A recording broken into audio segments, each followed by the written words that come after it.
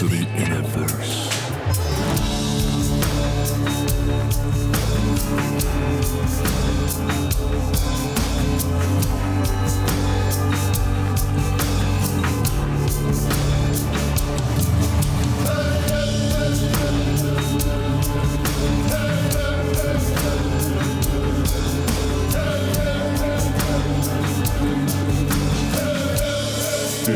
It's an illusion.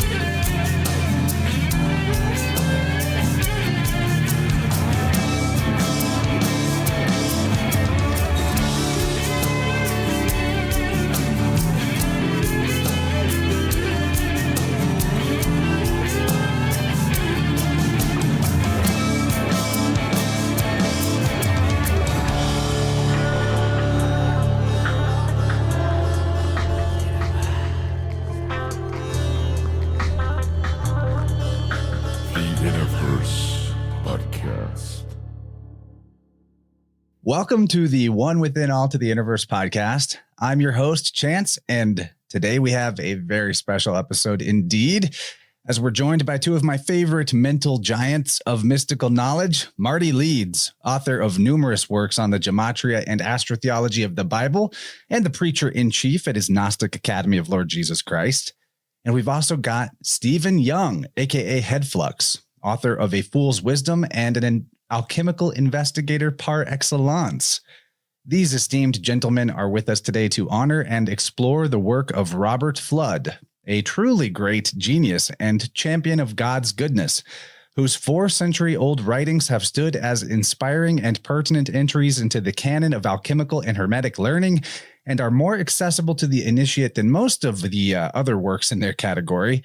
Fludd's diverse interests as a Christian alchemist and doctor of physics span a breadth that no single conversation could ever hope to contain, but a brief rundown of his work includes helpful instruction in the creation of memory palaces to store and readily access one's knowledge, experiments in action at a distance, and a thorough defense of the virtues of the weapon salve, a long-distance healing modality of the ancient world, the musical harmony and foundational structure of the cosmos, the order of creation and patterning of macrocosm and microcosm, the mystical anatomy of man, astrology, esoteric mathematics, biblical esotericism, and any other branches of natural philosophy that get to the essence and metaphysics of reality at large.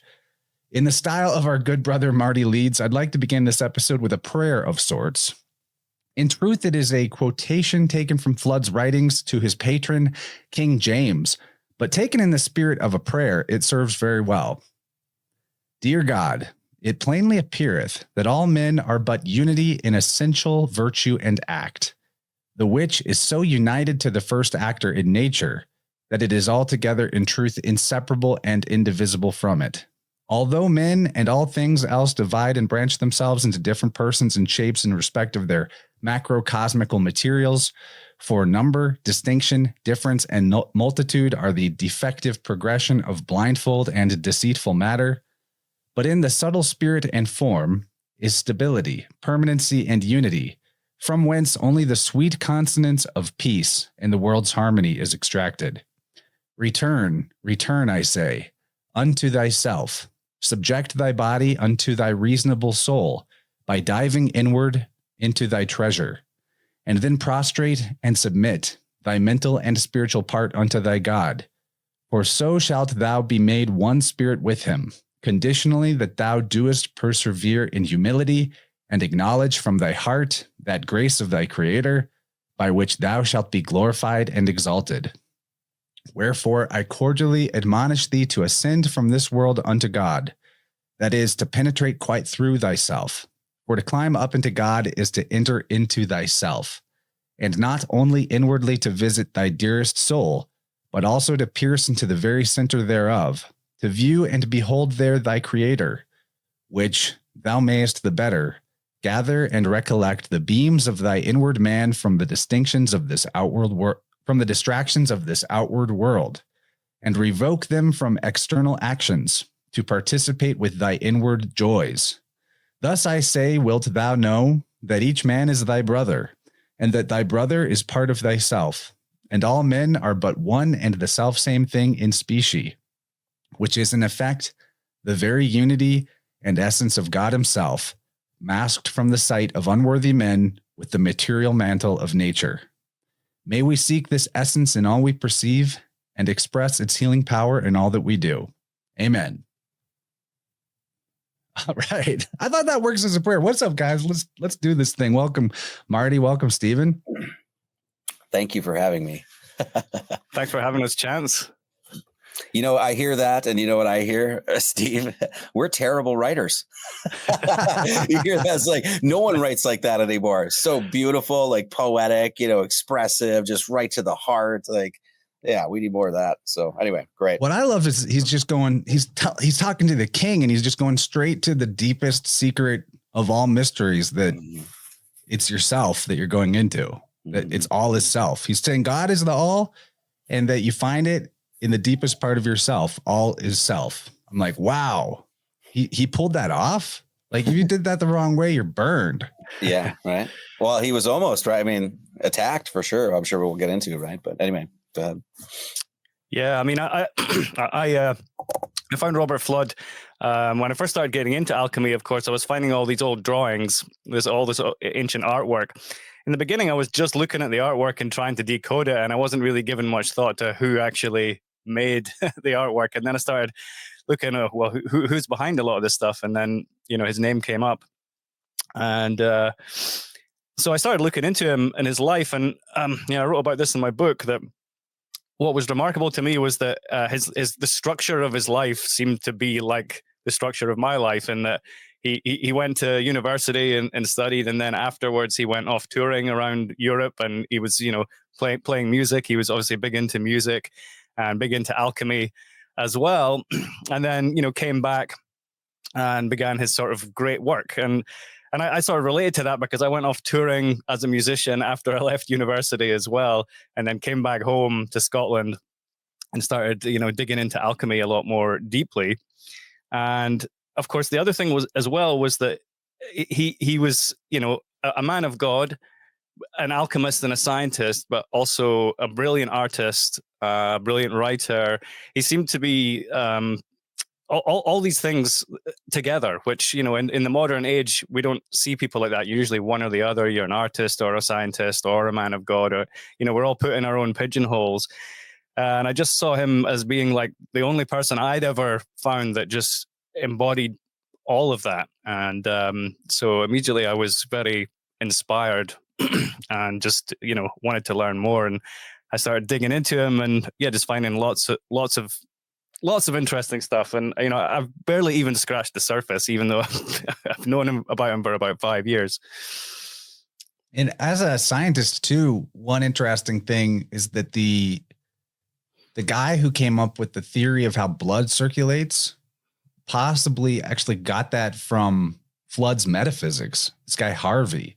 So in some ways, even though he was right at the sort of edge of where quantitative measurement type science, which is called enlightened, began to take over from the qualitative essential sciences or the natural philosophies, kind of exemplified in his beef with Johannes Kepler, which I think is kind of amazing. They had sort of like a rap battle of the time, gentlemanly dissing each other in their respective books. But, his work was able to even possibly lead to innovations in discoveries about biology. So he's a giant that continues to be felt. His ripples are still very, very strong, even 400 years later. Yeah, Stephen has known about him longer than I had. Like, I had read pieces here, like in a Rosicrucian manual. I'd seen his artwork here, and it was only until I think last year where I actually did the deep dive. And then Stephen was saying, it's like, you have this affinity to this guy immediately because you're just like, oh God, this guy was just hungry, right? And he was just had his interest in all these different things. It was medicine and technology and artistry and music and, all of that sort of stuff. But his trajectory too was, I think, a lot of the same as Stephen was saying. It was like he did that sort of hero's journey thing where he's sort of like cast out and then had to come back in, and in his coming back in, well, he was gaining legitimacy kind of thing. Like, he allegedly he was graduated medical school, and then they didn't, Oxford or whatever it was, didn't want him in, because his ideas were obviously too advanced at the time to the normies at the time. They couldn't essentially even understand him. So like even his trajectory in his life is like, I just have a connection to it. Like, cause I think part of this is that sort of like Buddhist kind of, Buddha thing, like you get thrown out and then you got to come back to the, you know what I mean? Kind of thing. And that's seems to what happened to him, so it's cool. Yeah, and one of his major works was on the history of the macrocosm. He talked about the microcosm and the macrocosm. So that's a good distinction to make, because coming from my physics background, I always thought of the macrocosm as like, general relativity, right? The universe at large, and the microcosm as being quantum physics. But when you look back at Fludd, you realize, well, actually, no, the macrocosm is the universe at large, if you like, the torus field, and the microcosm is man. As I say, the man is a universe in miniature, and the universe is structured as a great man. And this is what Fludd believed, and that was kind of central to a lot of his work. And that's really alchemy, is and Gnosticism in one sense, because it's know thyself. It's like you study man, you study the universe, and all of the greats, I think, had that clearly in common. There's just no question, that they were actually trying to understand themselves in their predicament, and then once they did, it's like sort of like this flood, if you will, of gnosis is really what it was. And that's what this is why I think we never really heard of Fludd. Why we heard of Kepler, we never heard of Fludd. Because Fludd was the guy who was like, hey, the Earth is flat and blah, blah, blah, and he's actually polymath, actual genius, so he gets shelved, and what we get presented is Kepler. So. Right. They hold Kepler up as the sort of paragon of, quote, science, because his whole thing was based in measurement and quantitative measurement, sense-based, comprehension of the material world. Whereas a lot of Kepler's measurements were actually just ganked from Tycho Brahe, and they weren't really even his to begin with. So it's kind of the perfect example of how, being that you could consider the lower aspect of the reality, or the devilish aspect of reality, to be the material, sensible, quantitative aspect of matter. They say about evil that it can't really create, it just like scavenges from other people. And so that's Kepler. He was kind of like this scavenger, where his main beef with Fludd in the first place was that Fludd's macrocosm and the diagrams that he created for that, it's like, well, they don't really adhere to the actual pattern in the sky or the shape that these orbits appear to make in the sky, totally missing the point that he was describing an internal aspect of these things, like a symmetry, a spiritual symmetry, and like elemental descent to things that it holds up very, very well. And yeah, I just find that really interesting. So, like Fludd's the creative one, and Kepler in that beef is the sort of scavenging one. Yeah. He was big on music, of course.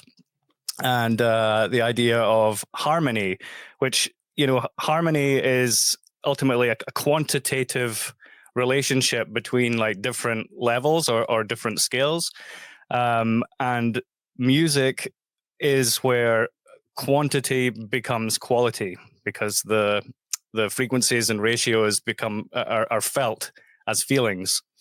And I think, Marty, you'll know this as well. I think music is probably one of the best trainings of the mind for this reason, because you understand harmony and proportion and correspondence, and you have a sense for like dissonance and distortion and all this kind of thing. Yeah, it's just so I think like his first thing he wrote was on astrology and music and the relationship between them, and a lot of stuff just flows out from that.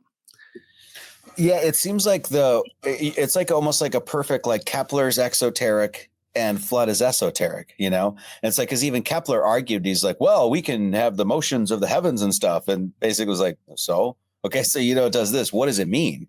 And that's when Fludd came in and actually gave meaning to these things and how it's connected to you and stuff like that. But because that gets into something that I would say would be, in order to truly understand, you would have to elevate your consciousness. Obviously, it seems like Kepler wasn't there. Like Kepler's being like, I've got all the notes to the music. Okay, well, we can play the music. Like, we know what it sounds like. We know what it feels like. And and I think, honestly, Fludd showed that he was a balance of those two. Like, he had both. It wasn't just one or the other, and that's why he was so like brilliant creatively, Since we're on the subject of the Fludd-Kepler beef, I think we should just go into that further.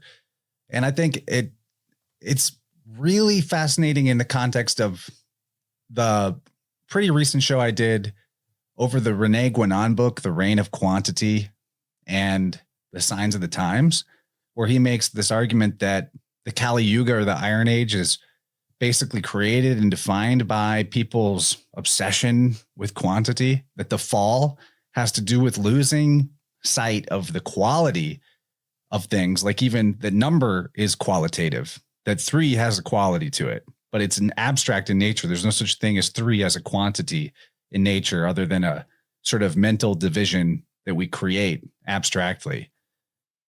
And so on this like form versus matter, or essence versus sense subject, Fludd has a lot to say, but I really like this quote where he says, "For it is for the vulgar mathematicians to concern themselves with quantitative shadow. The alchemists and Hermetic philosophers, however, comprehend the true core of the natural bodies. By the select mathematicians who have been schooled in formal mathematics, nature is measured and revealed in the nude." Formal in this sense is not like, highfalutin, but formal like the form of things, as in the realm of forms, the essence of things. So the select mathematicians who have been schooled in formal mathematics, nature is measured and revealed in the nude. For the spurious and blundering ones, however, she remains invisible and hidden. The latter, that is, measure the shadows instead of the substance, and nourish themselves on unstable opinions, whereas the former, rejecting the shadow, grasp the substance and are gladdened by the sight of truth. But here lies hidden the whole difficulty, because Kepler excogitates the exterior movements of the created thing, the actually existing natural object, whereas I contemplate the internal and essential impulses that issue from nature herself. He has hold of the tail, I grasp the head. I perceive the first cause, he is its effects. And even though his outermost movements may be, as he says, real, nevertheless, he is stuck too fast in the filth and clay of the impossibility of his doctrine, and perplexed is too firmly bound by hidden fetters to be able to easily free himself from those snares without damage to his honor, and ransom himself from captivity cheaply. And he who digs a pit for others will unwittingly fall into it himself. Just like, damn, nobody burns like these gentlemen. I know. That's like, what does he say is, nevertheless, he is stuck too fast in the filth and clay of the impossibility of his doctrine. Like, oh, so well written there, right? But it's so interesting on the next page, because I got the book in front of me here. They even say Kepler naturally objected, furthermore, to Fludd's assumption that the Earth and not the sun is the center of the planetary sphere. So they were literally having the heliocentric, geocentric argument in the middle of this whole thing, And he goes on to say that formal mathematics on the next page, he just goes on to reiterate. It's like, no, you're just looking at, it's like, that's not giving us any insight into what's actually going on. Why should we give a shit if Mars is doing this? What is Mars? That crosses the line into actual understanding as opposed to just pointing out things, I got to also thank Steve here, because our last conversation about elements really made it click for me, this whole quantity quality divide. And ever since I started putting that filter on how I look at things, oh my gosh, all kinds of epiphanies have been emerging, and the quality of my life has improved. Who would have thought? Who would have thunk that focusing on quality instead of quantity actually improves the quality of your life? Yeah, for sure. I mean, just to go back to something you said earlier there about, you were talking about form and substance. And so I was looking, because he had this idea of like 3 divisions of the cosmos, where I think it's the Empyrean, the ethereal, and the elemental. And so the elemental would be where it's predominantly matter or substance, and the Empyrean would be predominantly form, like all form or no matter, or all form and no matter at the highest level, but then kind of mostly matter, unformed at the lowest level, and then in between the ethereal level is where there's this perfect balance of form and matter. And a good understanding too to help people with that, because we hear form and we think of like a thing, So when you hear form in this sense, you could also say pattern, and that's how Fludd describes it. It's an abundance of pattern. God, the potter, the pattern. Well, that's basically saying it's an abundance of God, right? Like when you actually just crack it, right? And this is one of the things that I had always really struck me. And Fludd said it too. And I've seen it numerous times in like mystical literature and things like that. This notion that God is everywhere and that you should be able to see the logos, right? Actually experience it like in everything, right? And it says this, and I really love this, and I'm not sure what page this is on, but it says, the scriptures teach us that no age has existed, exists, or will exist in which single individuals experienced in the world and its darknesses have not been able to retain knowledge, gnosis, of the holy light, counting themselves amongst the Son of God, which is basically him saying that no matter what like happens down here, like the ebbs and flows of time, like the pathway to God and understanding will always be there. They can never... It doesn't matter. Like you could be in the pits of hell, but there would still be this pathway out, and it's always available. Thus in each century and epoch were some, however small in number, like now, who passed through the narrow portal, while the larger part of mankind trod the broader and more conspicuous way. For we read that in each epoch of the church, some were found who were given the victory of the tree of life, which is in the midst of the paradise of God. And that's actually a notion straight from Revelation, that it's like, gifted, which is the gnosis, that's the reception, and so he's basically saying that this entire tradition, which he actually promotes like Rosicrucianism and stuff like that, is basically saying that's what these traditions are. They're like there to tell you that, hey, this is always here. It's always available. It's in your language. It's on your hands. It's in your sky, that kind of thing. And that to me was just that's so powerful. That's one of the things that just always knocked me on my ass when it came to mystical stuff, so. Truth is reality. And it's always in front of your eyes. It's always perceivable in all moments, at all times. The truth is always right there, ready for you. It's our filters that block us from noticing. Yeah, it's interesting. He was very much into the Rosicrucians, but as I understand, I was just reading today that try though he might, he never got accepted. He really wanted to be a part of the Rosicrucians, but as I understand it, they never let him in. He never met a single brother. There's some people that theorize that the whole idea of Rosicrucians originally was kind of like a hoax of sorts. And I wonder, because you'd think they would, if they were really brothers out there, they would have grabbed Robert Fludd right away. Now, I mean, now there's definitely people that are part of Rosicrucian orders, but I wonder about that.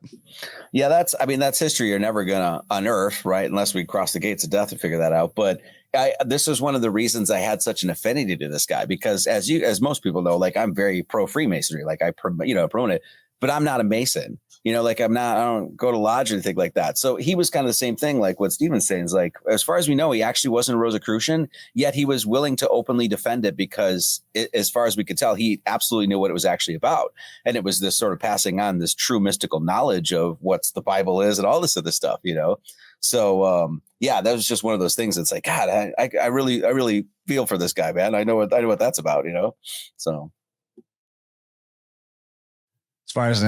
As far as I know, none of us are part of any societies or organizations except, the best church ever, the Gnostic Academy.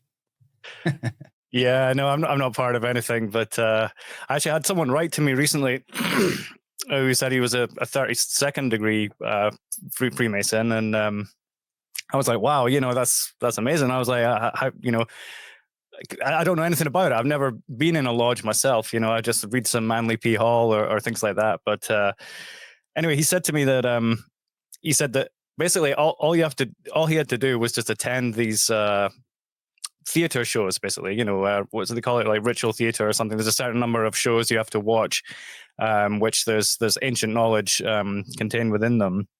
But he said that there was no pressure at all to understand what you were being shown. And he said the actual So a lot of people work their way up in Freemasonry. All they have to do is watch the show. They don't actually have to prove that they understand a word of it. And he said the amount of people that actually understand what's being taught in the lodges is like minuscule, few and far between. Most are there for, to advance their careers or whatever, but not to actually like understand the mysteries. I don't know what you think about that, Marty. No, I absolutely agree with that. Yeah, for the most part, that's what I've said. One of the reasons I haven't joined anything like that is because, as far as I can tell, at least from the outside perspective, and from people I know that are Masons that actually are into the mystical stuff, that it's extremely watered down. Like nobody, for the most part, is there actually trying to understand the mysteries, which is the whole point of Masonry, So when I started getting into, Masonry and even Rosicrucianism and stuff like that, it was like from the outside, it was like, well, I actually just wanted to understand, like, what are you guys doing? Like, what does any of this stuff means? Isn't that the point? Like, it's a mystery. So like, try to solve it kind of thing, So, but yeah, it's, just like most things in our world are dilapidated and, that has the guts ripped out of it. It doesn't matter what you look at, medical, the churches, all that sort of stuff. So that's just kind of where we are. So it's unfortunate, but, Let's talk about the history of the macrocosm. Arguably the most interesting part of Fludd's work. Also a little bit difficult to wrap your head around without some serious study, as anything worthwhile is. The ramifications of his work on the macrocosm and its metaphysical structure are pretty vast and, fascinatingly enough, derived out of a lot of alchemical type experiments that he did to try and demonstrate why he came to the conclusions about this pattern of the cosmos that he did.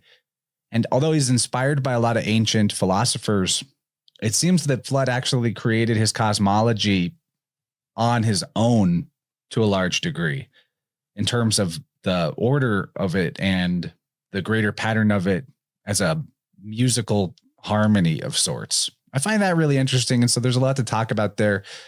And I'll kick it to Steve in a moment, because I know he's been brushing up on this, but I think a good place to begin is Fludd's descriptions of God, because obviously as a Christian, this macrocosm is being created by something, and that something is God.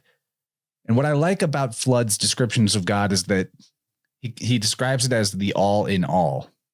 There's a reason why I start every episode of the show with welcome to the one in all. So here's a few quotes from Fludd.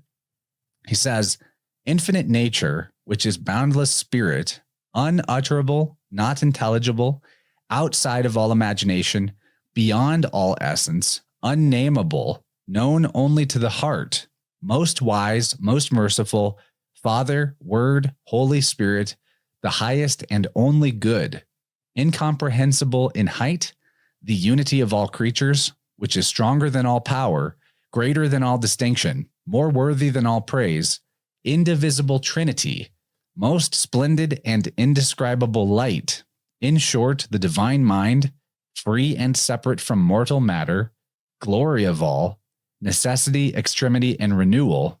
Here I say God, the highest and greatest of all, whose name was made blessed in eternity, skillfully formed the admirable machine of the entire macrocosm, and beautifully adorned his structure."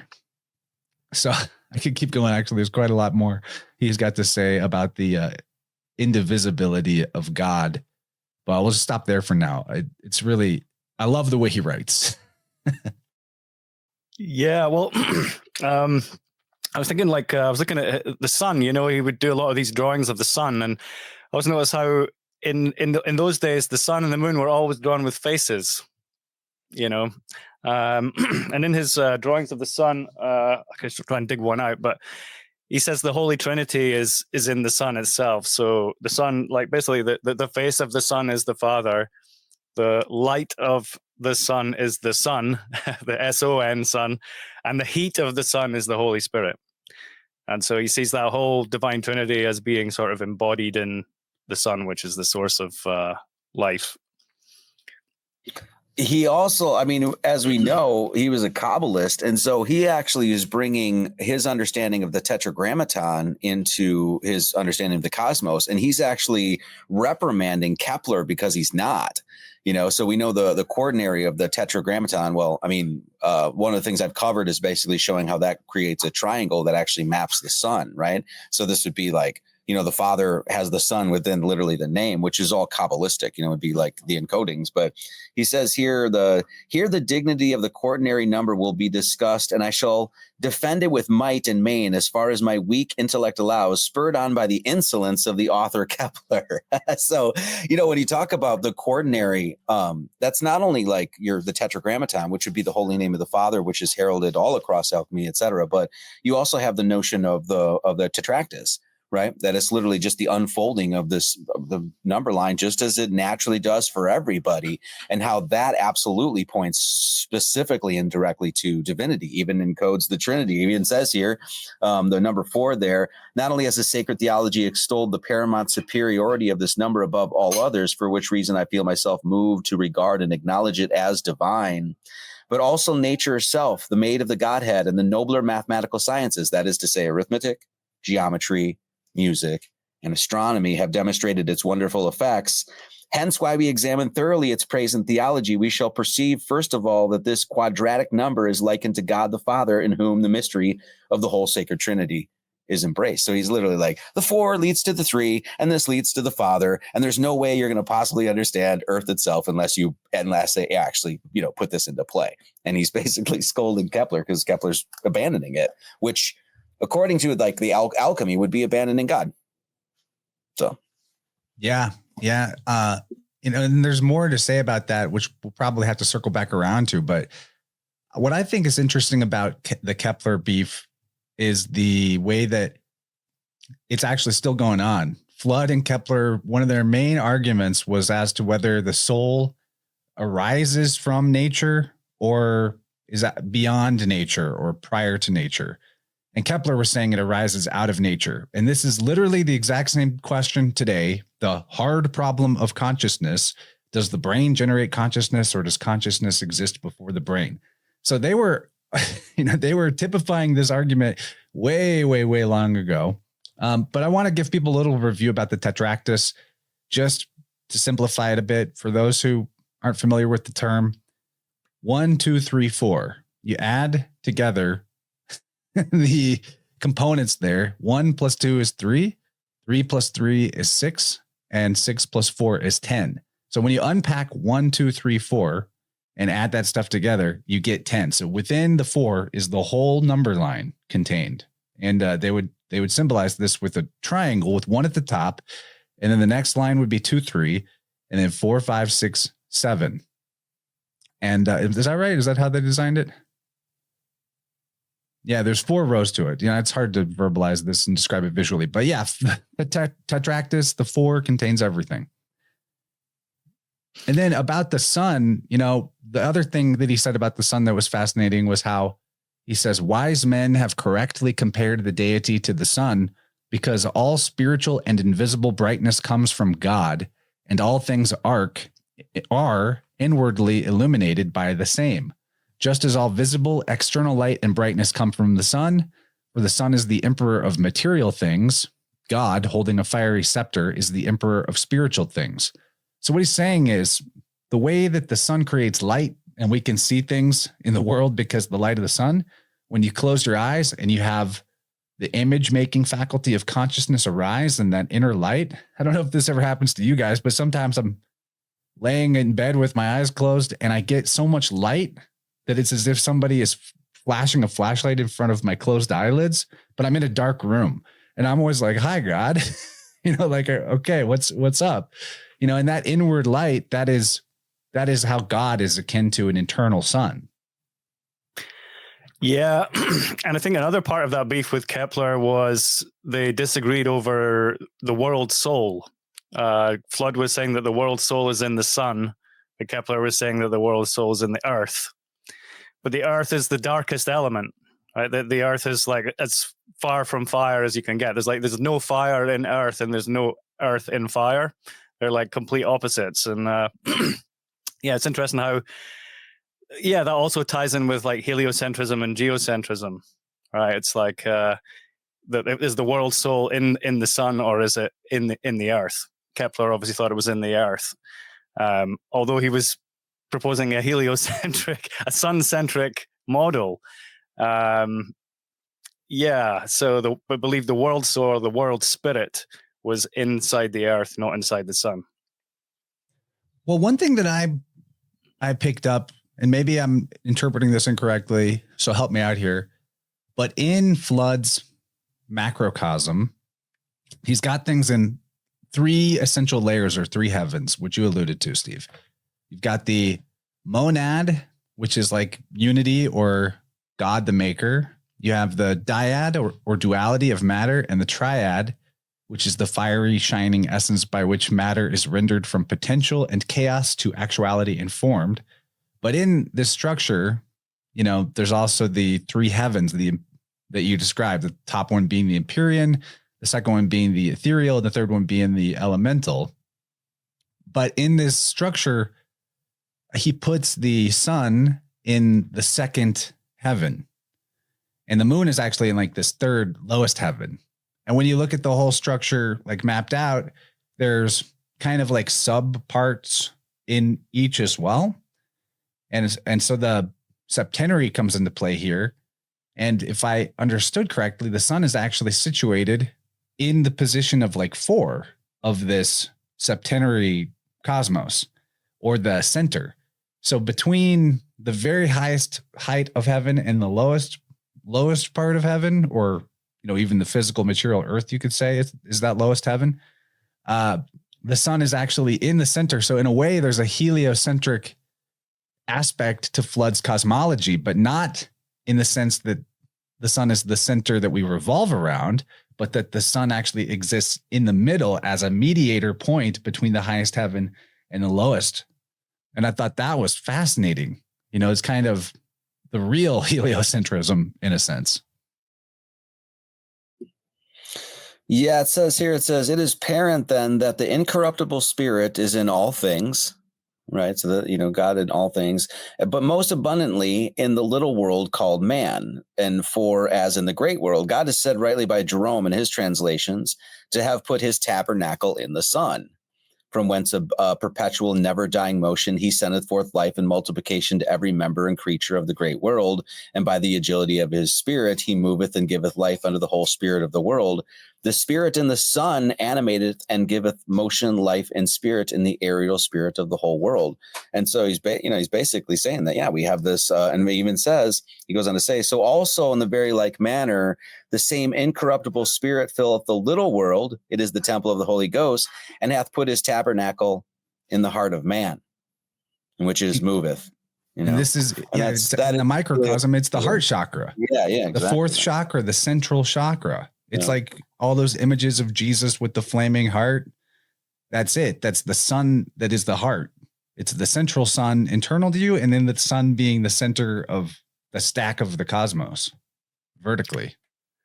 Yeah, so he created this model of the cosmos called the monocord, which is like a single chord or string like you would have on a guitar. And it's like got God's hand at the top on the tuning knob, you know, tightening it.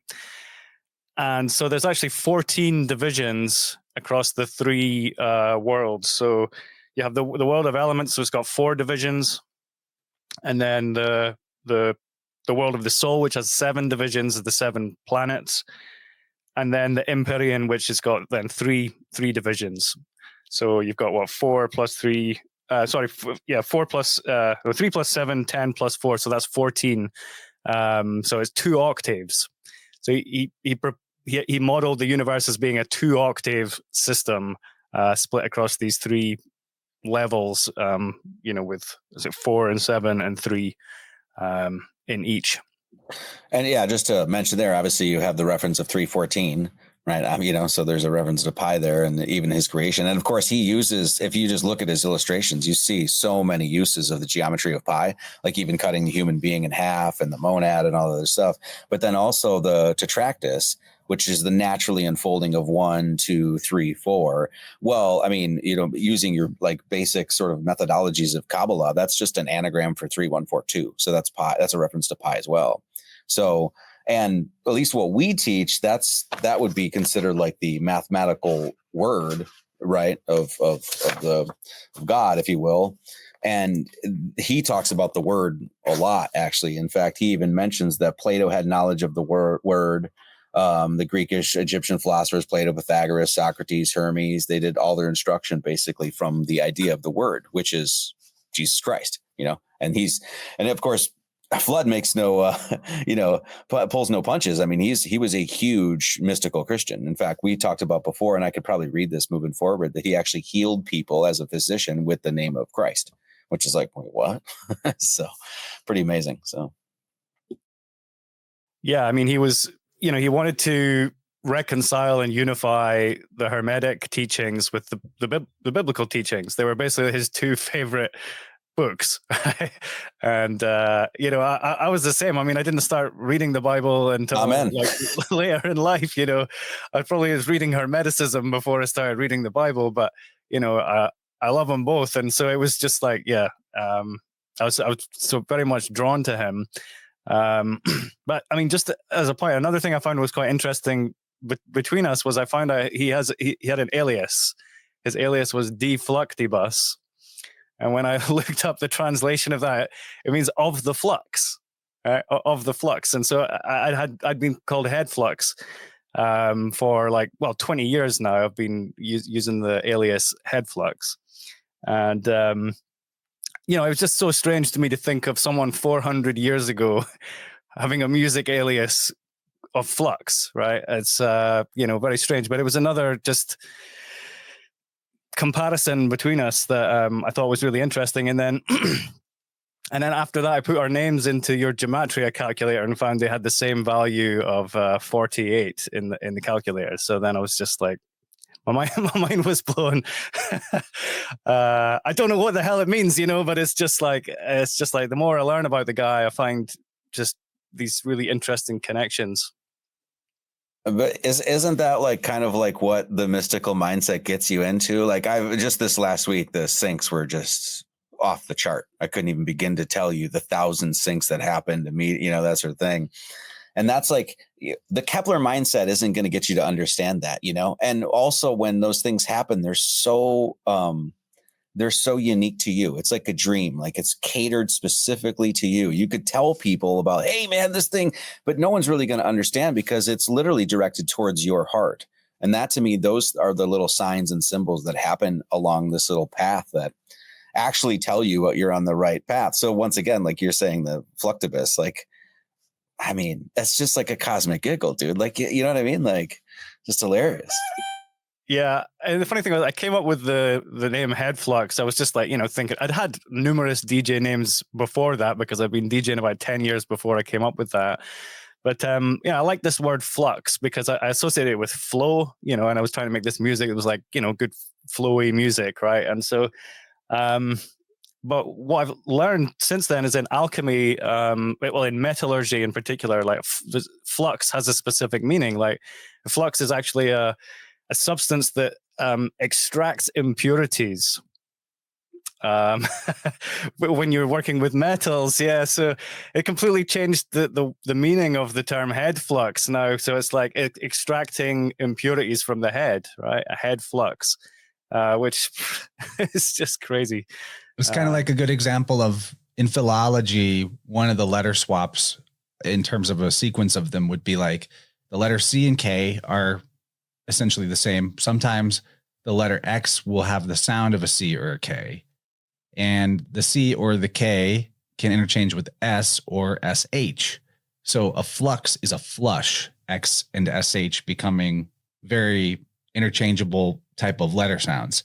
So a head flush, and I want to talk about that a little bit because one of my favorite things about Fludd was how I was gifted from reading him a better articulation and understanding of not just the mental nature of the cosmos itself, but also a reason for why mind-body healing is really so effective.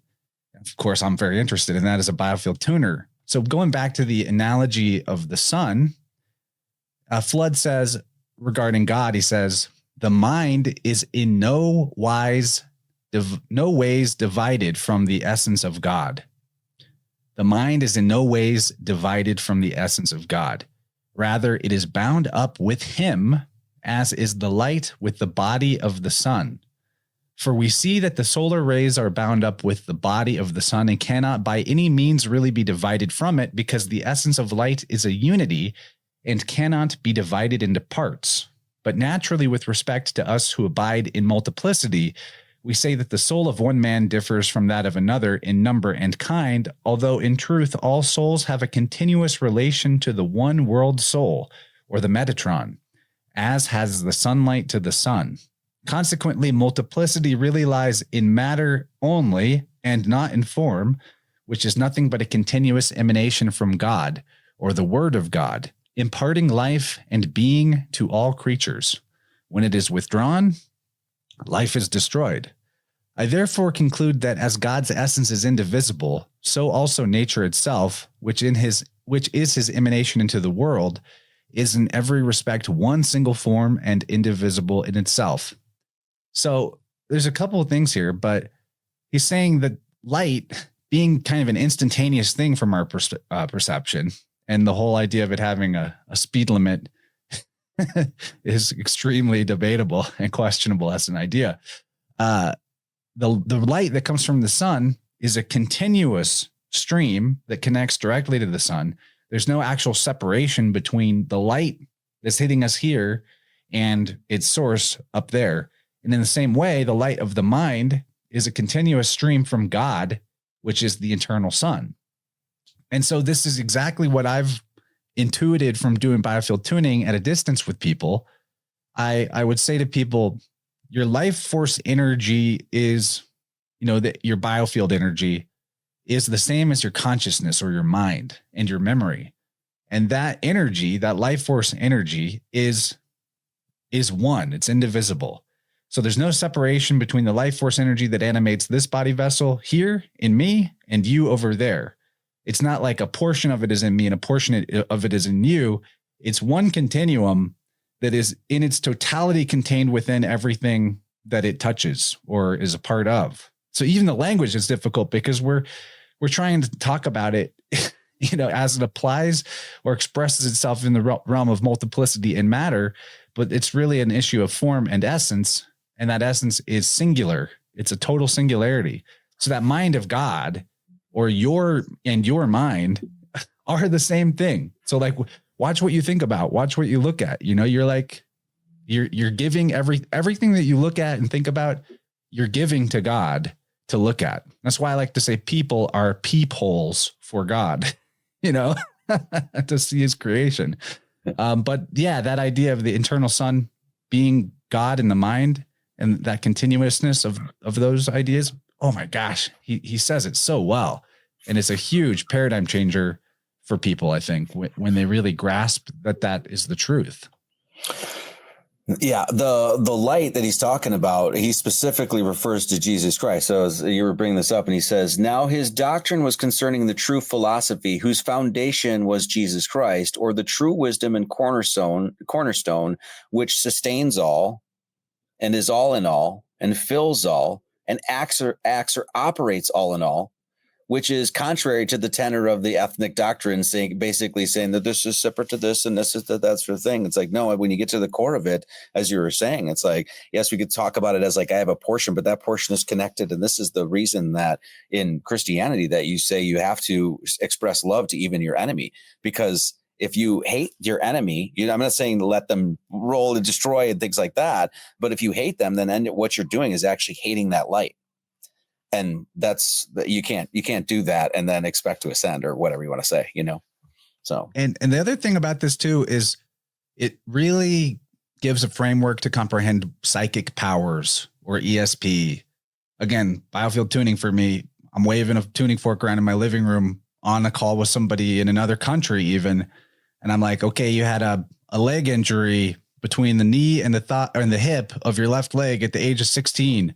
tell me about that. And they're like, yeah, I did. I had a sports injury. It took me out for a year or whatever.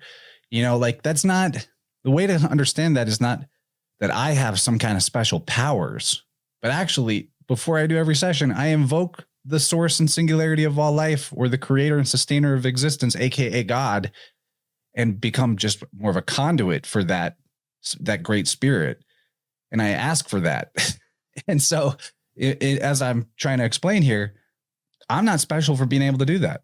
It's literally your birthright as a created child of God to have these so-called psychical powers they're really it's really God's truth and God's mind filling up your mind with the light or information that you're asking it for in the pursuing of the healing and the fecundity effect the healing brings, or the growth, the life and vivifying effects the healing brings.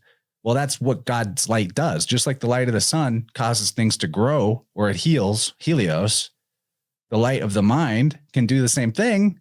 So you're doing God's work when you do it, when you use it in that way. So there's nothing like demonic or witchcraftery or evil about psychic stuff. It's actually, it's why the Hindus will call it siddhis. These are spiritual powers. They're gifts from God. They're not really powers in the sense of like to use it in some way to gain advantage over others. But when you use it in service with virtue, it's like God will give it to you every time you need it. Yeah, I mean, I love what you're saying about the sort of indivisible or continuous nature of light and matter, actually, because this goes into the atomism stuff, right? Which is all kicked off around that time with Kepler as well. In fact, I think Kepler talked about igneous atoms. Was that right? Like one of his terms, the idea of like atoms of fire, which is probably the early idea that gave rise to photons, and how then the way science then broke matter and energy down into these photons and atoms actually makes all that stuff impossible to explain, right? You're like psychic phenomena or long distance healing and things like that, like are just like when you start thinking in terms of pieces of light and pieces of matter, it's very hard to explain. But when you look at it as one continuous thing, which is a continuous thing which is able to penetrate all other things, like with the ether, right? Ether is able to penetrate all matter, all things, and like mind as well, the mind of God, also able to, penetrate all things. And there's another aspect to this when it comes to number. Because I got to say this too, because it really follows up on what you're saying perfectly. Why the materialist science and the particleist science doesn't work. Another way to understand that, being that it's all based in measurement and number, has to do with the continuous nature of number itself. So when we number something 1, 2, 3, 4, or we measure it 1 inch, 2 inch, 3 inch, etc., that's discrete numbering, meaning there's like 1 and then there's 2 and then there's 3. But you just go check out the paradoxes of the philosopher Zeno, and you'll quickly discover that, oh yeah, that doesn't really make sense, because between 1 and 2, there's an infinite spectrum of possible divisions, because the number line is indefinite. The number line goes on indefinitely, meaning you can divide it in half and divide it in half and divide it in half forever. And you could go forever between just 1 and 2. So what that means is number itself is not a discrete thing in nature. It's only abstractly so for the convenience of our communication. And as Fludd says about number, God contains every name, since all is in him and he himself is in everything. Not unlike the manner in which all straight lines drawn from the center to the circumference are said to be in the center. Or just as number is said to exist in unity, which is the common measure, source, and origin of all numbers, and contains every number joined to itself in a unique way. So what he's saying about that is number itself is a unity. That there's what number actually is a ray from the center, that there's no actual division between 1, 2, 3, 4, 5, 6, 7, 8, 9. That it's a continuous flow or continuous expression. And when you try to conceptualize of reality and number itself as anything other than a continuum that is indefinitely connected, there's going to be confusion and misconception reigning tyrannically over you. So hopefully that makes sense. But what he's saying is that there are not discrete particles in nature. Everything is a continuum, just like the rays of light are a continuum connecting the source of it to whatever it's touching. Yeah, numbers themselves too actually just kind of show that. And this is something I had pointed out just thinking philosophically about numbers over the years. It's like, two is actually, you would think that's a duality. Well, it's actually unity, because when you talk about two, you make it into a unit that brings the two together into one. It doesn't matter what number 153. But you just talked about 153 allegedly different things, but you brought them together in unity. And that every time they do that, you have to go back to that one.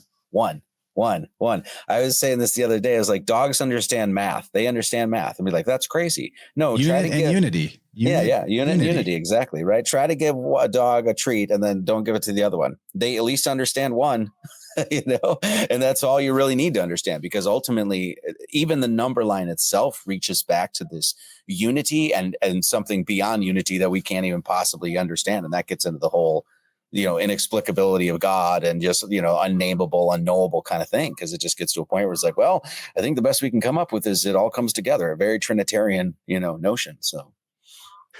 Yeah, I think the word they use in mathematics is uncountable sets, right? You have countable sets, which would be like 1, 2, 3, 4. And then you have an uncountable set, which is all the numbers between 1 and 2.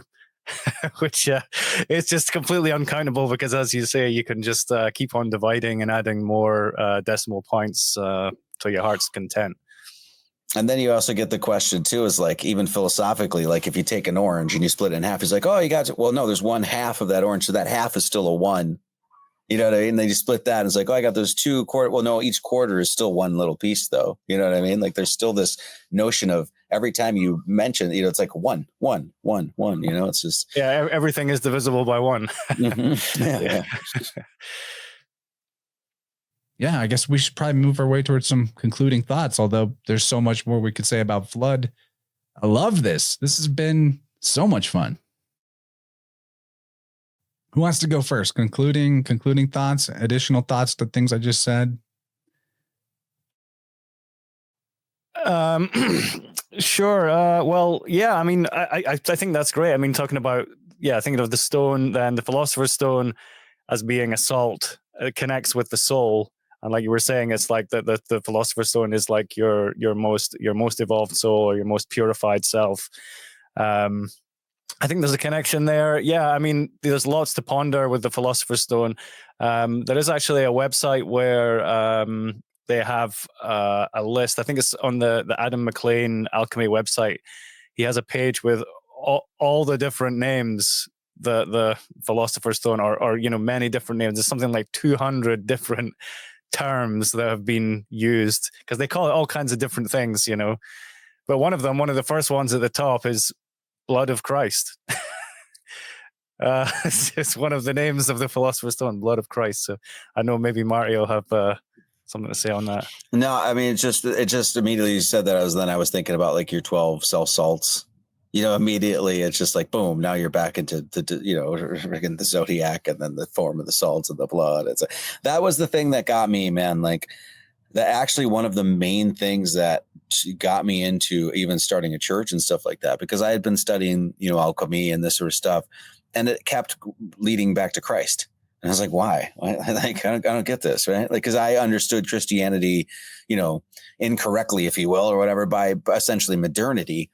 And so and it was just consistent, and then to the point when I remember I read Carl Jung specifically said that when they were referring to the philosopher's stone, it wasn't a replacement. It was just another name for the completion of the Christos, if you will, or that great work through Christ. And so that was, to me, it was just like, wait a second, this is what this is all leading to. This is what these guys are talking to. That just made my head spin, because I had never been ever in my entire life ever seen anything like that attached to Christianity.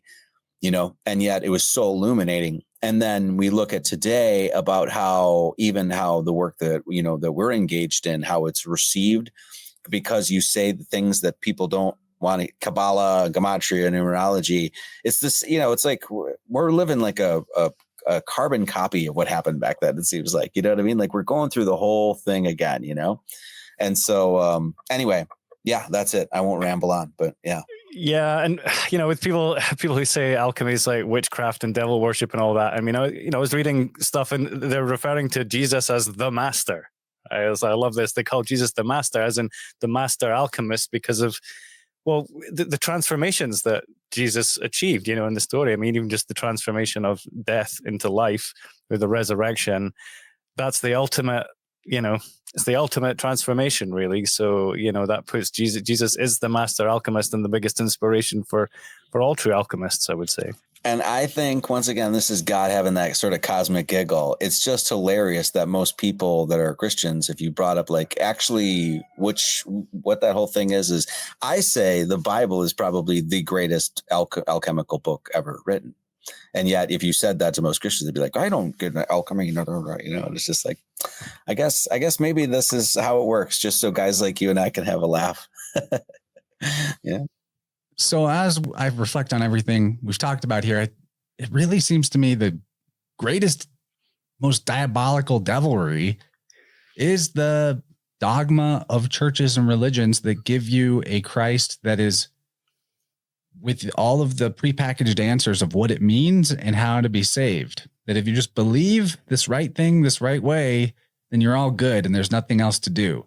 I think that is directly antithetical to the very teachings of Christ, where he says, knock and I'll answer the door, as in you need to interrogate this stuff. You need to ask questions. You need to humbly put yourself in the I don't know state, which is the potentiation, the possibilities, and ask for wisdom to be given to you, not to be given to you by a preacher or a relative or whatever that says this is the answer and this is the only thing it can mean. That's the fear, because they're afraid that unless they believe the right thing, then they're damned.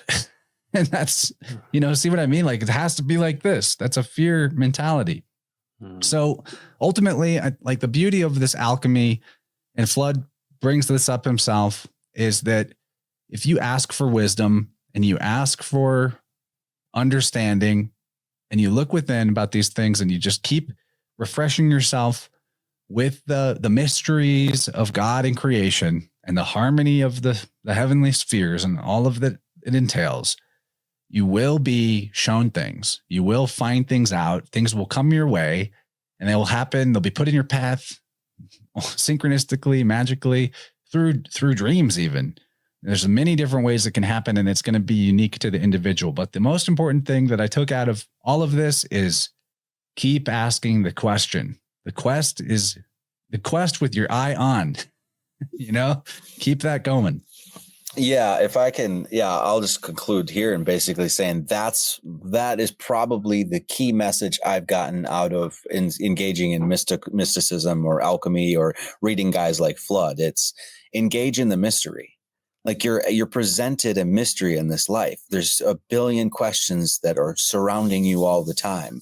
Seek them out. Visit the interior of the earth and find out what's there, and in the search, ultimately, this is the other thing that's so amazing about this is that these guys were there to tell you, historical figures that were absolutely connected to God and like true polymaths, that there is a destination.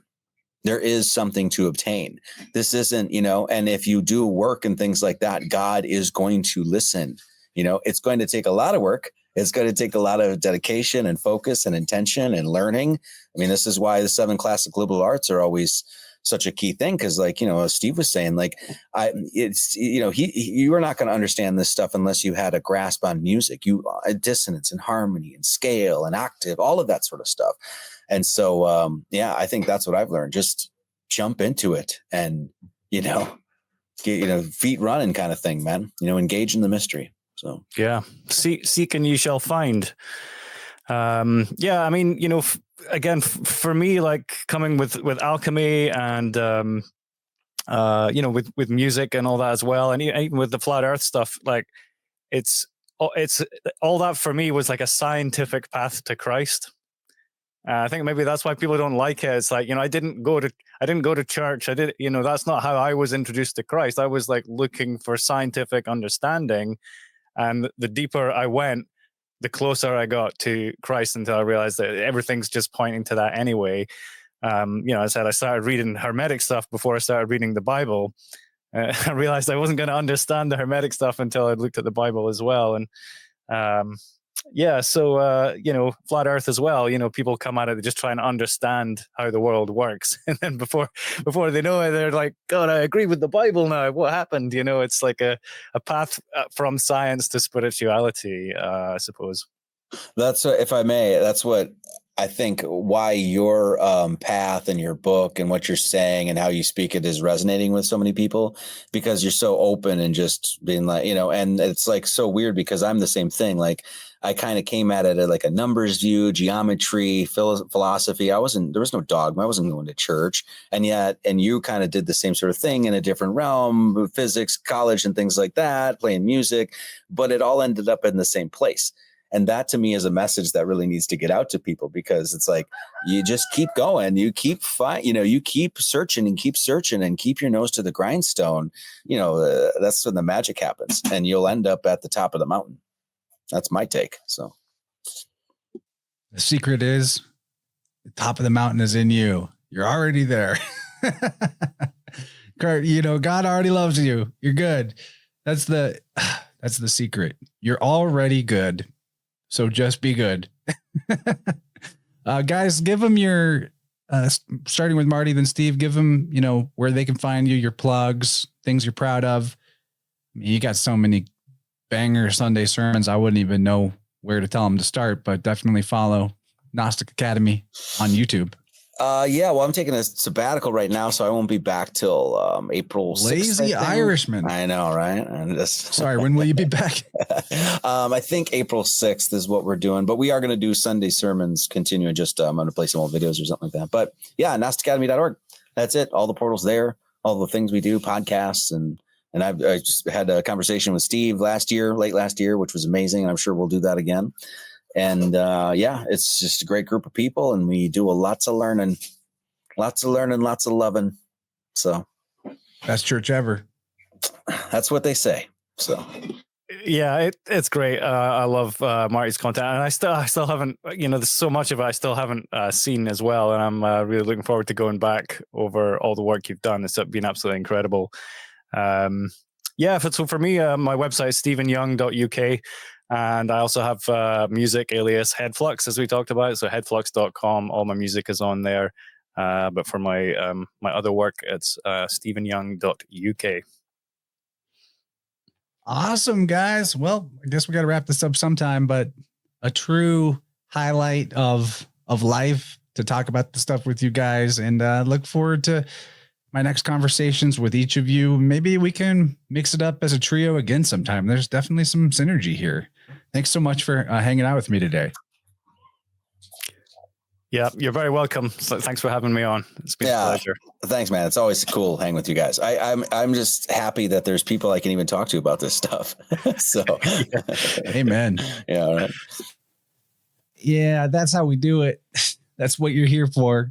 Conversations like this you don't get anywhere else except InnerVerse. Never before in the history of the world have you heard Robert Fludd discussed by the three of us guys. Yeah, really fun. I looked forward to it for weeks after we planned it, and this conversation definitely did not disappoint. You know the drill. If you were here for hour 1 and you didn't catch the second part, what are you waiting for? $8 a month? That's basically nothing in today's economy. Do it. Let's do it. It's less than the cost of a meal, and you get the whole month of extended content. More than that, really, because you could go binge on the archives. After hour 1, we just warmed up from there. Things just got better from there. So if you are curious about the second half of this talk, get on my Patreon, or you can do it through the YouTube channel membership for this one. Nothing too spicy that it needs to be kept off YouTube. We discussed a lot. So my summary does not really encapsulate the gravy, but Marty gave us a good perspective on the Cabalism of Robert Fludd. Then we discussed esotericism in his writing and his kind of sneaky take that you could consider subversive to the time about the devil or evil. Does the devil exist? What's the deal? Then a huge amount of the conversation was dedicated to really comprehending this idea of the esoteric Christ as the light of the mind, just like the light of the sun is part of the sun. So if you want to find the Christ light within, this conversation might help you get there. I don't know. That's a big claim, but I felt it. And then we discussed Robert Fludd's take, his defense of the existence of an actual physical, real life philosopher's stone, or does he? Is that really what he means? These authors, you got to take beyond face value, and hopefully we were able to do that for you. I know this talk was a bit introductory to Robert Fludd, something as vast as that guy. And it was my first time really reading him in depth. So this is a thinker that I immediately gained a lot of resonance to, the way that he describes the world and the dynamics of the one mind and the energy body. All of that fits with the way that I've experienced energy. I particularly appreciate somebody like Fludd, who is so adamantly sure and wisely arguing for the oneness of God, the Father, the Fa-ether, the all in all. The fact that he even makes this assertion in the way that he does is kind of a lot different from the religious thinkers of his time and even since his time. I really enjoy, there's an entire section of the book that's kind of dedicated to Fludd's beef with Johannes Kepler, which is very gentlemanly, but also profound. And some of the burns are kind of funny. And one of the things that was in there that we didn't talk about in this show was Fludd versus Kepler on the question as to whether the human soul is a part of nature. I think this is kind of a paradox of a question, because maybe it's yes and no at the same time. The soul's beyond the distinction. But when you really boil it down, these two were arguing about the very same thing that materialists argue with idealists, philosophical idealists today, as to whether consciousness emerges from something that the brain is doing. Is consciousness a function emergent from biology? Or is consciousness primary, outside or beyond biology, and biology is just receiving it? Receiving it would be the word. So in that argument, he gives like a long form and a short form of his answer. Fludd does. It's like, A, the human soul is an image of God. He was like Kepler was making that assertion. So Fludd felt like he could just immediately jump on that. And then B, God can neither be divided nor composed. C, therefore, neither can the human soul. Well, if the human soul is an indivisible unity, inseparable, and cannot be built out of anything or taken apart in any fashion, then how can it be something that comes out of biology or out of nature? If we're assuming the soul means consciousness, which I think it does, definitely. So I love that, because why I think biofield tuning is so powerful is because it gives people, I mean, there's lots of reasons, but it gives people the experiential knowing that the life force energy that is the light of their mind is an inseparable singularity that is not just linked, but indistinguishably whole with all other life force energy in the cosmos. Even saying it that way is a little bit wrong, because it's like there isn't all other life force energy for your life force energy to be whole with, in a sense. It's just the one. There's only one life is what it means. There's one life, and that one life is the spirit that animates all life. So the plurality is a quantitative illusion of matter, and the qualitative essential truth is that there's only the one life. So if that's the case, and that life is also mind, that the mind is what gives the life in a way, then of course it makes sense that a guy like yours truly or any other biofield tuner or energy healer that operates remotely can wave tuning forks around in their living room and help the person receiving affect change in their mind that leads their body to healing. It's great. So I'm not going to be too much more wordy with this outro, but there's lots of ways to support the show. Tippecanoe Herbs, great way to do it. InnerVerse coupon code. Also digging Lotus Way a lot lately. There's a link to that in the description of every show. Definitely do yourself a favor. Pick up a book from both of these guys. Got A Fool's Wisdom by Stephen Young. Great read. Very all-encompassing. I know we've talked about it before. If you haven't read that yet, don't have it on your shelf. Why wait? Support this guy. He's got a family. He's doing this thing for the love of the game. He deserves some support. And then, of course, the great Marty Leeds. I mean, if you don't have books by Marty Leeds, I'm really not sure what you are doing with your life. If you like esoteric mysteries and numerical riddles and Jesus Christ and the salvation of Gnosis, why don't you have his books yet? Here's a good one. Check this out. Lord Jesus Christ. Look how thick this bad boy is. And it's just full of esoteric metaphysical juju. It's great. Love it. I think I've got all of his books, actually. At least some, maybe some of them digitally, but yeah, that guy also deserves your support. Check out both of their YouTube channels as well, especially the Sunday live stream sermons with Marty. Sorry. Marty's his rap name. Anyway, there's so much good going on in life right now. I hope you guys are feeling it. The vernal equinox is fast approaching, and looking forward to the many great shows to come in 2025, Year of the Snake. Everybody's getting it. I love you all. Thanks for tuning in. I'll catch you on the next one. Bye-bye.